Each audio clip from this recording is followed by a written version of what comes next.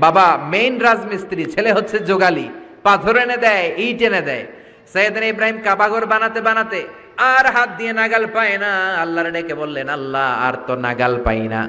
আল্লাহ বললেন, টেনশন নাই, চিন্তা নাই, জান্নাত থেকে অটোমেটিক একটা পাথর এনে দিলাম, পাথরটার নাম মাকাম ইব্রাহিম। এই পাথরের উপর দাঁড়াও, যত উঁচুতে উঠতে মনে চায় পাথর অটোমেটিক উপরের দিকে উঠে যাবে।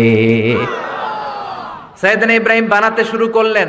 আবার এই দুই নবীকে আল্লাহ ধমক দিয়ে বললেন, তাহরা বাইতিয়া লিত-তাইফিন ওয়াল আকিফিন।